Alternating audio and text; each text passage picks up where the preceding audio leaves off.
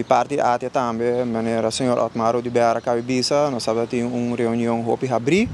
positivo, nang três não ponto nang dilante, nós também três é uma de nós dilante, nós preocupação nang e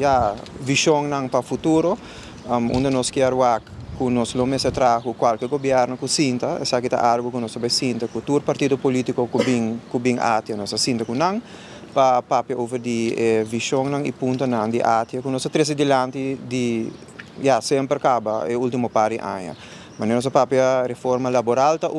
escassez de labor a outra sumamente importante que nós está papiando bastante tempo de dia, reforma fiscal para um sistema de BTW, onde nós três nos pontos dilante que nós está querendo que a solução que o IMF bem com em 2018 está que nós vai compartilhar com o senhor Otmar Odubert também, que vai simplificar e três pontos não correto dilante para essa maneira ruba que nós está querendo vai ajudar no futuro. Tem outro ponto, maneira senhor Otmar Odubert bisa que nós conversar de dia, minuto vai papo hopi largo, passo nada de campanha nós está sinta que todo partido político que bem para nós três nossa visão e preocupação dilante e agora eleição acaba, nós lo sinta que o governo que tem para onde nós podemos chegar e com quem nós vamos chegar para melhor futuro para Aruba. Bom, para o comércio, o problema principal é a escassez de labor. Esse é o problema mais que tem hoje.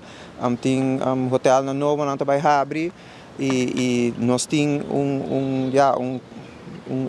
um mercado laboral que de gente indocumentada. Que está trabalhando acaba, mas nós sabemos sempre bonota na Sintariba Beach, não está trabalhando e nós meser de buscar maneira de regularizar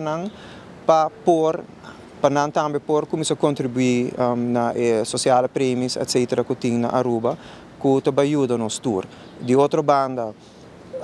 nós a identificar no passado algum low-hanging fruit que o grupo de grêmio não, onde tem low-hanging fruit, onde pode legalizar of doen gente que tem verblijfsvergunning, que não casata traga, para que não doen een werkvergunning. E Holandees não, gente não que daarbij incensa para empleo, bijvoorbeeld, se não passa incensa para empleo, não por ganhar werkvergunning. A outra hora que nos ministerio de mais gente na trabalho, na Pietrabouw, onde